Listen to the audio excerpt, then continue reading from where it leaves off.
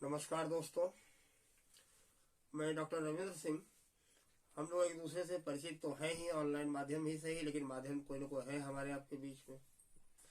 तो बिना समय गंवाए हम लोग आपस में अपने मुद्दे पे बात करें। दोस्तों, जो समाज शास्त्र के जो छात्र हैं, चाहे वो यूनिवर्सिटी एग्जाम्स के परीक्षार्थी हों या कॉम्पिटेटिव एग्जाम, सब जगह ये महत्वपूर्ण टॉपिक्स है। उसी मुद्दे पे मैं आया हूँ आपसे बात करने। वो है मुद्दा है उत्तराधिकार का। इसी को अंग्रेजी में इनहेरिटेंस कहते हैं। आज मैं बात करूंगा उत्तराधिकार के संबंध में आजादी के पूर्व के कालखंड में क्या स्थिति थी। जो पारंपरिक हिंदू धार्मिक सामाजिक व्यवस्था के अनुसार उत्तराधिकार के क्या नियम थे, क्या कानून थे, क्या व्यवस्थाएं थी उस संबंध में। और उसके दूसरे वीडियो में जब मैं आऊंगा आपके सामने, तो फिर आजादी के बाद का जो कालखंड शुरू होता है, फिर उसके बारे में बात करूंगा। ठीक है, तो आइए हम लोग जरा बात कर रहे हैं। दोस्तों, उत्तराधिकार का जो हम लोग आमतौर पे पारंपरिक भारत में के परिप्रेक्ष्य में, भारत में पारंपरिक हिंदू धार्मिक सामाजिक व्यवस्था के अनुसार इस उत्तराधिकार के संबंध में दो विचारधारा प्रचलित थे या चलन में थे। एक कहलाता है मिताक्षरा और दूसरा कहलाता है दाय भाग। ये मैंने आपकी सुविधा के लिए लिख भी रखा है।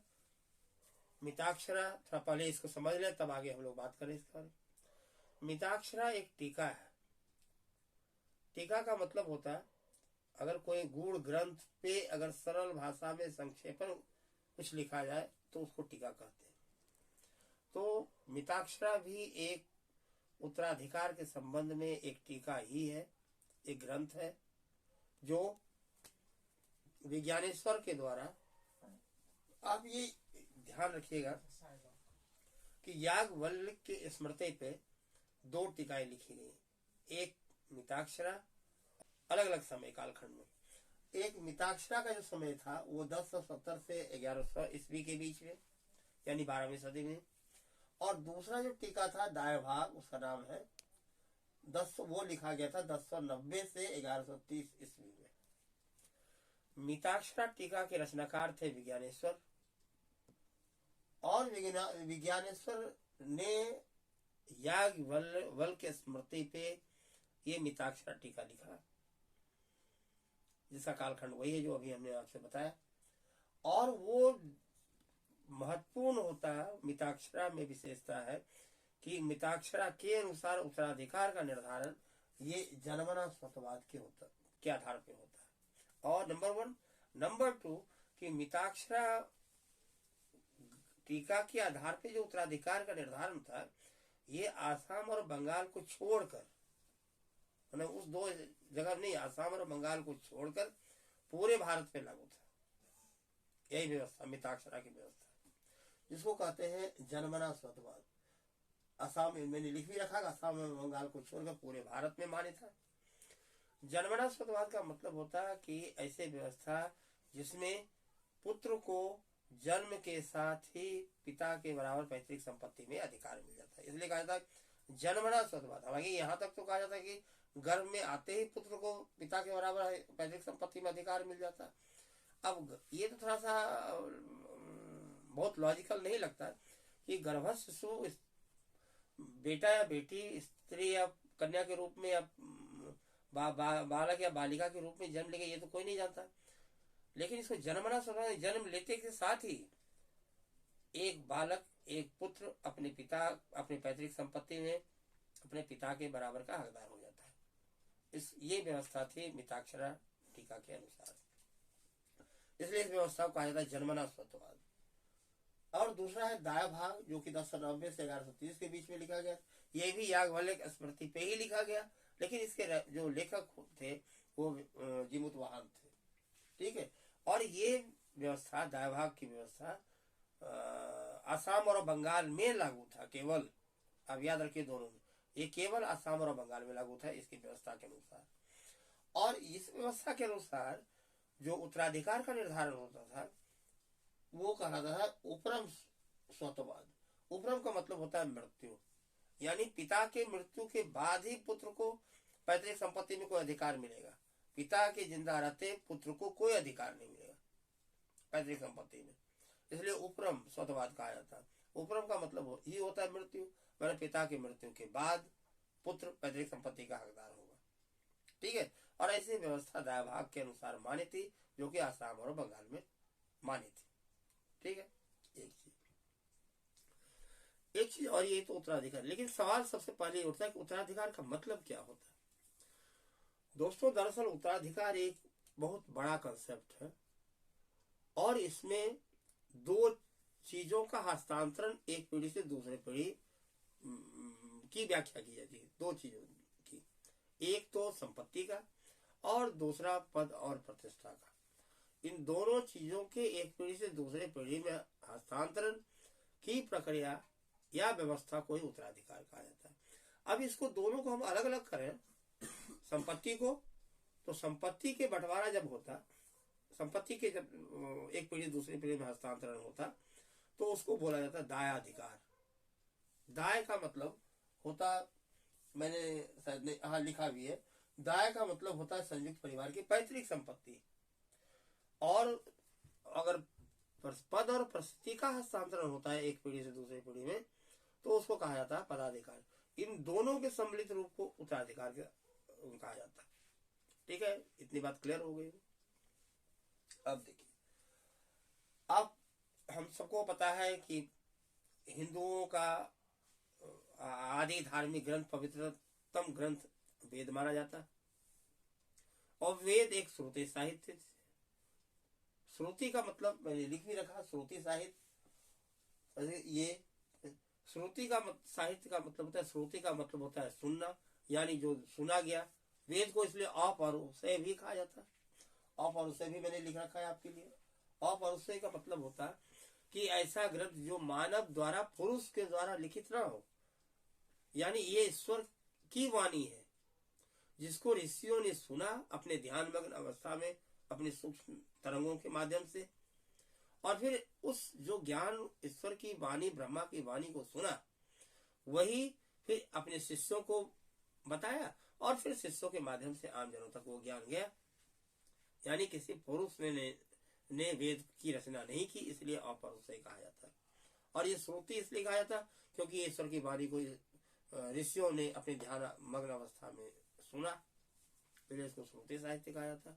श्रुति साहित्य के अंतर्गत और भी कई आते, जैसे वेद तो है ही, आरण्यक भी आते, ब्राह्मण भी आते, उपनिषद भी आते, ये सारे के सारे श्रुति साहित्य के अंतर्गत आते।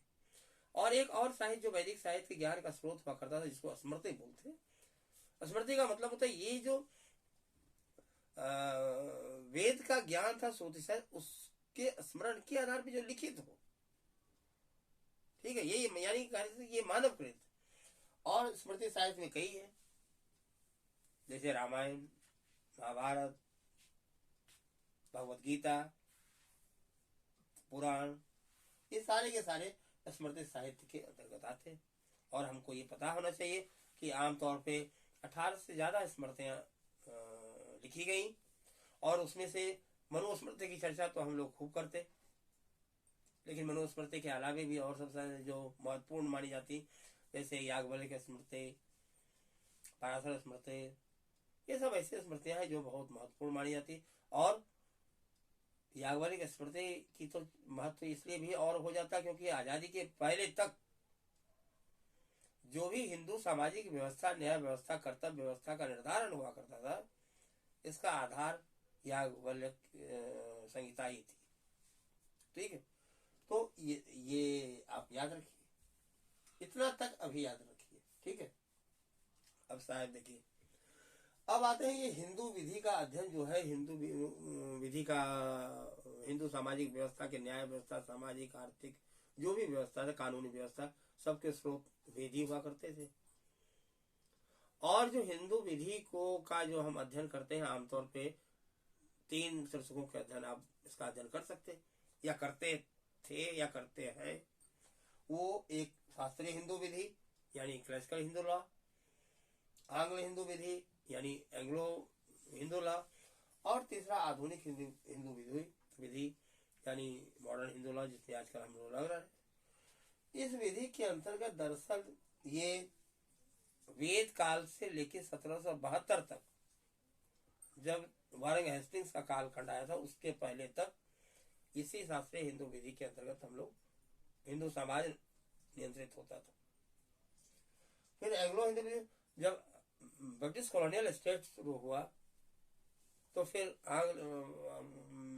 उस औपनिवेशिक काल में जो अंग्रेजों के माध्यम से शुरू किया गया था वो चला, और फिर इसी का आधुनिक बनकर जब पर्सनल लॉ का कालखंड आया तो उसी एंग्लो इंडियन का ये मॉडिफाइड रूप है पर्सनल लॉ। फिर सवाल उठता है कि पर्सनल लॉ का क्या मतलब होता है। तो पर्सनल लॉ दरअसल, चूंकि हिंदुस्तान एक मल्टीकल्चरल देश है, हम लोग कहते ही ना समाजशास्त्र में पढ़ते हैं कि India is a museum of caste races and religions, एक अजायब घर है जातियों का, प्रजातियों। दुनिया में जितनी प्रकार की जातियां प्रजातियां धार्मिक समूह उपाय के मानने वाले लोग हैं, करीब करीब सभी हिंदुस्तान में रहते हैं। तो ये जो बहुलवादी कैरेक्टर है भारत की, तो जब अंग्रेजों का शासन हुआ ईस्ट इंडिया कंपनी के माध्यम से, तो आपको पता होगा ईस्ट इंडिया कंपनी, जैसे हम लोग स्कूल में तो पढ़े, थोड़ा विषयांतर हो रहे यहाँ, अपने स्कूल को थोड़ा सा फिर से याद कर लें, स्कूल के अध्ययन काल में जो हमने पढ़ा। आपको हम सबको पता है कि जब भारत में औपनिवेशिक ब्रिटिश औपनिवेशिक 1600 में जब ईस्ट इंडिया कंपनी ने क्वीन एलिजाबेथ वन से चार्टर लिया था, और फिर ईस्ट इंडिया कंपनी ने या अंग्रेजों ने भारत पे गवर्नर, गवर्नर जनरल, वायसराय आदि पद नाम से हम पे शासन किया। ठीक है, तो एक चीज तो पर्सनल लॉ। तो फिर जब वारेन हेस्टिंग्स का कालखंड आया तो उनको लगा कि ये मल्टी कल्चरल देश है, एक बहुलवादी देश है, एक कॉमन लॉ यहाँ नहीं लागू हो सकता, इसलिए उन्होंने हिंदुओं के लिए हिंदू लॉ, मुसलमानों के लिए मुस्लिम लॉ, इस तरह की व्यवस्था की, यानी पर्सनल लॉ की बातें आती। अब ये फिर सवाल उठता कि जो लॉ विधि जो बात करें, इसको दो प्रकार के हम बांट सकते हैं, एक पर्सनल लॉ यानी व्यक्तिगत कानून, और दूसरा प्रादेशिक कानून। पर्सनल लॉ का मतलब होता है, व्यक्तिगत कानून का मतलब होता है, या वैयक्तिक कानून भी बोलते हैं, कानून मतलब होता है कि ऐसा कानून जो किसी वर्ग विशेष, व्यक्ति विशेष या किसी वर्ग विशेष के व्यक्तियों के समूह पे लागू होता है, तो ऐसे लॉ को पर्सनल लॉ बोलते हैं। और जो रहा प्रादेशिक कानून की बात, प्रादेशिक कानून का मतलब होता है ऐसा कानून जो एक भौगोलिक क्षेत्र में लागू होता हो और सबों पे समान रूप से लागू होता है, किसी वर्ग विशेष, किसी व्यक्ति विशेष से संबंध नहीं है, उस भौगोलिक क्षेत्र में जितने लोग हैं, चाहे जिस भी जाति धर्म विशेष को मानने वाले, सब पे समान रूप से लागू होगा, तो इसको बोलते हैं प्रादेशिक कानून। ठीक, इतनी बात मैं समझता हूँ क्लियर हो गया। एक चीज और फिर देखिए, यहाँ पे ये मैंने एक और लिखा आपके इन्फॉर्मेशन के लिए कि हिंदू लॉ कमेटी के बारे में आपको जानना चाहिए। दरअसल ये हिंदू लॉ कमेटी 1941 में बी.एन. रॉ के नेतृत्व में गठित हुआ था, पर्सनल लॉ की कमियों को सुधारने के लिए। ठीक है, और इसी कमेटी के रिकमेंडेशन के बाद फिर और भी तमाम इसमें प्रक्रिया आई, जो हिंदू कोड बिल के रूप में आया। और हिंदू कोड बिल कोई एक कानून नहीं है, उसमें कई कानून है, जैसे Hindu marriage act, Hindu succession act, Hindu adoption act, ये सब तमाम कानून उसमें शामिल है। ठीक है, तो खैर, तो ये सारे के सारे मतलब बहुत सारे कानूनों के मिश्रित रूप ही हिंदू कोड बिल के रूप में हमारे सामने आया। एक चीज, अब थोड़ा सा हम लोग बैक में चला। फिर इतनी बात में इसमें जो मैंने लिख रखा था आपकी सुविधा के लिए, इसकी थोड़ी व्याख्या मैंने सोचा आपको कर दूं। अब ये सवाल उठता कि ये जो सारी की सारी बातें आती, मिताक्षरा और दायाभाग के अंतर्गत उत्तराधिकार का जो निर्धारण हुआ करता था पारंपरिक रूप से भारत में, वो दरअसल संयुक्त परिवार की व्यवस्था थी। जाहिर सी बात है, हम लोग को ये पता है कि एक परिवार नामक जो संस्था है, ये परिवार व्यक्ति के व्यक्तित्व के निर्माण में पहली भूमिका, प्राथमिक भूमिका निभाता। प्रारंभिक काल में जब परिवार की उत्पत्ति के बारे में भी बहुत सारे लोगों ने अपने अपने ढंग से बातें की। कुछ लोगों ने सेक्स कम्युनिस्ट थ्योरी दिया, क्लासिकल थ्योरी दिया, मैट्रियार्की थ्योरी दिया। इस तरह फिर एवोल्यूशनरी थ्योरी दिया। परिवार की उत्पत्ति की अपने अपने ढंग से लोगों ने अपनी व्याख्या की। उसी एवोल्यूशनरी थ्योरी में जो परिवार की उत्पत्ति में जो मॉर्गन की बात आती, तो मॉर्गन ने जो चर्चा की अपने परिवार, और दूसरी बात परिवार नामक संस्था की जो बात आती, तो जाहिर सी बात है इसका विकास सभ्यता के साथ साथ ग्रेजुअली धीरे धीरे होते रहा, और व्यक्ति के व्यक्तित्व के निर्माण में परिवार, खासकर संयुक्त परिवार। फिर एक मिनट के लिए और हम विचार हो जाए कि परिवार जो होता है, संयुक्त परिवार जो किसको कहेंगे। परिवार की व्याख्या भी, परिवार भी कई प्रकार के होते, कई आधारों पे लोगों ने प्रकार की बातें की। रेजिडेंस के आधार पे, के आधार पे, साइज के आधार पे। तो खासकर साइज के आधार पे जो बात होती, जो न्यूक्लियर फैमिली और ज्वाइंट फैमिली की बात आती, न्यूक्लियर फैमिली कह लीजिए या एलिमेंट्री फैमिली, इसी को एलिमेंट्री फैमिली भी बोला जाता है। एटॉमिक फैमिली भी इसी को बोला जाता है, यानी ऐसा परिवार जिसमें एक स्त्री पुरुष और उनके अविवाहित बच्चे रहे, यानी ऐसा परिवार जिसमें एक ऐसे दो स्त्री पुरुष हो जिनमें यौन संबंध हो और उनके अविवाहित बच्चे हों, ऐसे ही परिवार को तो न्यूक्लियर फैमिली कहा जाता है। और ये भी बात है कि हर आदमी, हर व्यक्ति दो न्यूक्लियर फैमिली का सदस्य होता है। एक, जैसे मैं ही मानो अपने में बताऊं आपको, तो मैं, मेरा जन्म मेरे माता पिता के कारण हुआ, यानी मेरे पिता, मेरी माँ और मैं के मिलने के बेस एक जो ट्रायंगल बना, एक परिवार का निर्माण ऐसे हुआ। यानी इस तरह के इस परिवार का अगर मैं सदस्य हूँ तो उसको कहा था फैमिली ऑफ ओरिएंटेशन, वार्नर की बातें अगर कहें तो। और फिर मैं जब विवाह करके एक नए परिवार की रचना किया, यानी मैं, मेरी पत्नी और मेरे बच्चे, एक ये ट्रायंगल बना, एक ये परिवार बना, इसको बोलते हैं फैमिली ऑफ प्रोक्रिएशन। यानी मैं ओरिएंटेशन फैमिली का भी मेंबर हूँ, जो मेरे माता पिता कारण बना था, मेरे माता पिता और मेरे मिलने से, और मैं ही जब विवाह किया, मैं, मेरी पत्नी, मेरे बच्चे के मिलने से एक परिवार का निर्माण हुआ। यानी एक व्यक्ति दो परिवार का सदस्य होता ही होता है। ठीक है, नंबर 1। रही बात जहाँ तो ज्वाइंट फैमिली की बात अगर हम करते हैं, तो ज्वाइंट फैमिली संयुक्त परिवार की बात है। संयुक्त परिवार का मतलब ही होता कि ऐसा परिवार, सामान्य रूप से अगर हम कपाड़िया की बात करें तो जनरेशनल डेप्थ की बातें आती, यानी पीढ़ियों की गहराई की बात आती। ऐसा परिवार जो एक छत के नीचे रहता हो, कम से कम 3 पीढ़ी के सदस्य रहते हो, जिसमें हम की भावना हो, और जिसमें एक छत के नीचे 3 पीढ़ी के रहने वाले लोग एक चूल्हे का बना खाना खाते हो, तो ऐसे परिवार को हम लोग समाजशास्त्र के संयुक्त परिवार के रूप में जानते। तो ये जो उत्तराधिकार का मिताक्षरा और दायभाग के आधार पर निर्धारण का तरीका था, इसी संयुक्त परिवार की पैतृक संपत्ति से मतलब है। ठीक है, एक चीज। एक दूसरी बात, ये मिताक्षरा के आधार पर फिर आता है, मिताक्षरा के आधार पर बंटवारा क्या था।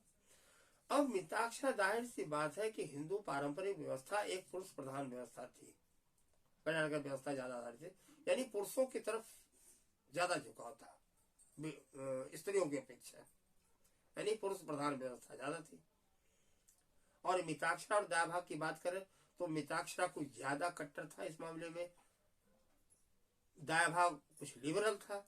अब लिबरल आज के परिप्रेक्ष्य से बात करेंगे तब तो लिबरल ने उस कालखंड के लिहाज से मिताक्षरा की अपेक्षा दायभाग की जो व्यवस्था थी वो महिलाओं के संबंध में ज्यादा लिबरल थी, ये बात सच है। खैर, अब मिताक्षरा के अंतर्गत जो बात आती है, 2 चीज आपको ध्यान रखनी चाहिए। एक तो जन्मना स्वत्ववाद, यानी जन्म के आधार पे ही एक पुरुष पुत्र को, पुत्री नहीं, पुत्र को अपने जनक यानी अपने पिता के पैतृक संपत्ति पे बराबर का अधिकार हो जाता है। इसलिए कहा था जन्मना स्वतः। और ये जो संयुक्त परिवार की बात अभी आ रही थी, मैं बात कर रहा था, ये दरअसल पारंपरिक रूप से संयुक्त परिवार की व्यवस्था ही थी, लेकिन हुआ करती थी। लेकिन जब संयुक्त परिवार में जो विघटन की बातें आई, ये स्वार्जित संपत्ति की मान्यता का इसमें संयुक्त परिवार को तोड़ने में बड़ी भूमिका निभाई। स्वार्जित संपत्ति मतलब व्यक्ति जब अपने पौरुष से, अपने पुरुषार्थ से संपत्ति अर्जन करने की मानसिकता लोगों में घर कर गई। और स्वार्जित संपत्ति भी दो प्रकार की मानी जाती है, एक विद्याधन और दूसरा शौर्य धन। विद्याधन का मतलब होता है कि ऐसी संपत्ति जो व्यक्ति अपने विद्या के आधार पर अर्जित किया हो, तो वो व्यक्तिगत संपत्ति माना जाएगा, विद्याधन कहा जाएगा। और शौर्य धन का मतलब जब कोई व्यक्ति अपनी वीरता से, साहस से युद्ध में जीत करके कोई संपत्ति अर्जन किया हो, तो वो उसकी संपत्ति शौर्य धन के कैटेगरी में मानी जाएगी। लेकिन ये उसकी व्यक्तिगत संपत्ति तब मानी जाएगी, चाहे वो विद्याधन हो या शौर्य धन हो, कि अगर कोई व्यक्ति पैतृक संपत्ति का उपभोग करके विद्या अर्जन किया हो या वीरता अर्जित की हो और तब उसने धन कमाया हो उस आधार पे, तब वो संपत्ति उसकी पैतृक संपत्ति नहीं मानी, व्यक्तिगत संपत्ति नहीं मानी जाएगी, तब वो सामूहिक संपत्ति, संयुक्त परिवार की संपत्ति मानी जाएगी। ठीक है, तो ये दो प्रकार के धन की बात है स्वार्जित संपत्ति के अंतर्गत आती, जो संयुक्त परिवार की व्यवस्था को टूटने में बड़ा महत्वपूर्ण भूमिका निभाया। ठीक है, एक चीज। अब आइए साहब, उधर मिताक्षरा की बात हो रही थी, तो यही बात है उसमें जन्मना स्वतः और की बात कि पुत्र को अधिकार होता था, सब पूरे भारत में मान्य था। हालांकि ये दायभाग और मिताक्षरा की बात है, यू शुड वेरी क्लियर, मैं बड़ा स्पष्ट कर देना चाहता हूँ, ये सारी की सारी जो पुरुष प्रधान व्यवस्था थी, आजादी के बाद जब हिंदू सक्सेशन एक्ट यानी हिंदू उत्तराधिकार अधिनियम 1956 बना, तो ये सारी की सारी ये दोनों व्यवस्थाएं खत्म कर दी गई। अब आज के समय में अगर हम बात करें, शुरुआत बेटियों को, महिलाओं को, पत्नियों को, विधवाओं को, जो भी परिवार में महिला सदस्य है, वो ये उनमें सुधार के उनको अधिकार देने की पैतृक संपत्ति में चलन 1956 के उत्तराधिकार अधिनियम से ही शुरू हो गया था। लेकिन फिर भी उसमें बहुत सारे कंडीशन जुड़े हुए थे। लेकिन अभी फिर उसमें 2005 में संशोधन हुआ, 2020 में उसमें उसकी व्याख्या हुई। तो इस तरह से कह सकते हैं कि आज के समय में पुत्र और पुत्री को अपने पिता के पैतृक संपत्ति में बराबर का हक। ठीक है, एक चीज रही बात दाय भाग की, तो दाय भाग में अच्छा एक चीज और मिताक्षरा में आपको याद रखें, एक और मिताक्षरा के अंतर्गत एक पुरुष प्रधान होने का एक और सादायिक, जिसको मैंने लिख भी रखा है, सादायिक, इसके अंग्रेजी में हम लोग बोलते हैं कॉपर्सनल कहते हैं। संयुक्त परिवार एक बड़ा ज्यादा लोगों का बड़ा समूह है, बड़े लोगों का एक बड़ा समूह है, उसमें बहुत सारी संख्याएं होती है पीढ़ियों की। यानी संयुक्त परिवार में एक पीढ़ी में कई वंशज होते हैं, उसमें स्त्री पुरुष सारे लोग शामिल होते हैं। लेकिन सादाई की जब हम बात करते हैं, कॉपर्सनल की बात जब करते हैं, तो उस संयुक्त परिवार में एक छोटा समूह होता है, उसको हम सादाई का कॉपर्सनल कहा जाता है। मिताक्षरा के अंतर्गत उसी कॉपर्सनल को पैतृक संपत्ति का हिस्सा मिलता था उत्तराधिकार के रूप में। फिर सवाल उठता कि कॉपर्सनल कौन माना जाएगा, तो कॉपर्सनल का मतलब होता है, सादाई का मतलब होता है ऐसा किसी पुरुष पूर्वज के पुरुष वंशज, वो भी 3 पीढ़ी तक। जैसे मैं ही अपनी बात करूं, जैसे मैं किसी परिवार का मुखिया हूं, तो हमें बेटा और बेटी भी है, तो हमारे सादाई के अंतर्गत मेरी बेटी शामिल नहीं है, हमारे पैतृक संपत्ति में उस मिताक्षरा व्यवस्था के अनुसार हमारी बेटी को कोई अधिकार नहीं था। लेकिन अगर हम कोई अधिकार नहीं था, और अगर हम मिताक्षरा के अनुसार बात करें कि अगर मैं किसी परिवार का मुखिया हूं, तो मैं, मेरा बेटा, बेटा का बेटा यानी मेरा पोता, पोता का बेटा यानी परपोता, यानी किसी की, मैं अपने परिवार का मूल पुरुष हूं, तो हमारे बाद डिसेंडिंग ऑर्डर में 3 पीढ़ी तक के पुरुष वंशज याद रखिए, पुरुष वंशज को केवल पैतृक संपत्ति में अधिकार था, पैतृक संपत्ति प्राप्त करने का उत्तराधिकार के रूप में। हमारी बेटी को अधिकार नहीं हुआ करता था मिताक्षरा व्यवस्था के अनुसार, पत्नी को अधिकार नहीं हुआ करता था। वो गुजारा भत्ता ले सकते थे, लेकिन हमारे बराबर उसको अधिकार नहीं था। तो सामुदायिक में ऐसा मानवीय समूह, ऐसे वंशज जो एक पुरुष पूर्वज के एक पीढ़ी बेटा, दूसरी पीढ़ी पोता और तीसरी पीढ़ी पर पोता तक को अपने पैतृक संपत्ति में संपत्ति प्राप्त करने का उत्तराधिकार के आधार पे अधिकार था मिताक्षरा व्यवस्था के अनुसार। ठीक है, तो इस तरह से हमारी व्यवस्था, इस तरह मिताक्षरा और दायाभाग की व्यवस्था हुआ करती थी। तो मैं समझता हूँ कि इस उत्तराधिकार के संबंध में जो हालांकि संयुक्त परिवार के बारे में ही तो कहा, परिवार के बारे में बहुत सारे लोगों ने जैसे कहा कि परिवार एक हृदयहीन संसार में एक स्वर्ग है। इसके समर्थक भी हुए परिवार नामक व्यवस्था के लोग, कुछ समर्थन में भी आए, कुछ लोग विरोध में भी बात है कि जैसे क्रिस्टोफर लॉस की अगर हम बात करें तो उन्होंने कहा कि जैसे हृदयहीन संसार में परिवार एक स्वर्ग है। अगस्त कॉट ने इसको समाज की दूरी कहा, कोली ने पालना घर कहा, मकेवर ने एक व्यक्तित्व के निर्माण के एक नर्सरी के रूप में इसको माना। ठीक है, तो ये सब इसके समर्थक में थे कि परिवार नामक संस्था एक मानव के विकास के लिए, व्यक्तित्व के निर्माण के लिए महत्वपूर्ण भूमिका निभाता। रही बात इसके विरोध में, जाहिर सी बात है उसके विरोध में कुछ लोग होंगे। खासकर जो एडमंड लीच की बात अगर हम करें तो उनकी एक बड़ी फेमस बुक हुआ करती थी ए रन अवे वर्ल्ड में, कि उन्होंने कहा कि सारी झगड़ा की जड़ परिवार ही है, परिवार ही सभी झगड़ों की जड़ है। बहुत सारे लोगों ने जैसे कहा, फ्रेडरिक एंजल्स की बात करें जो कहा कि परिवार निजी संपत्ति का एक वाहक है।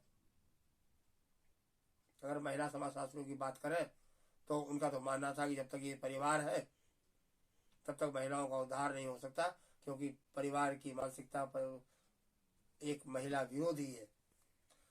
खैर जो भी हो, हमें उससे मतलब नहीं, हमें इतना जरूर मतलब हमें मतलब है कि परिवार नामक संस्था ही मानव के व्यक्तित्व के निर्माण में महत्वपूर्ण भूमिका निभाती, क्योंकि व्यक्ति जब जन्म लेता है एक जैविक इकाई के रूप में, केवल मांस का लोथरा के रूप में जन्म लेता है, वो केवल सांस लेता है मांस के लोथरा के रूप में।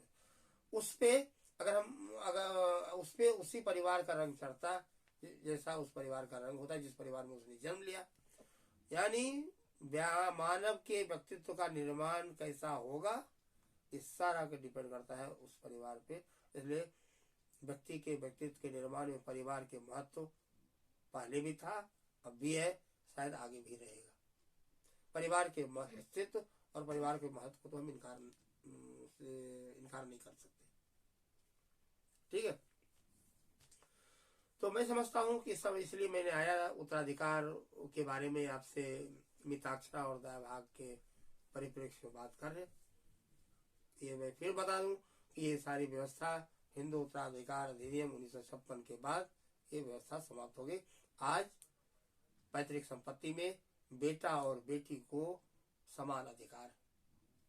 ठीक है, तो खैर दोस्तों, मैंने कुछ प्रयास किया आपको इस संबंध में अपनी बात रखने के लिए, आपके जो कंफ्यूजन है इसको दूर करने के लिए। तो मैं समझता हूँ कंफ्यूजन दूर हुआ भी होगा। और फिर हर बार की तरह इस बार फिर मैं आपसे आग्रह है कि अगर मेरे प्रयास से आपके ज्ञान में थोड़ी सी भी बढ़ोतरी हुई होगी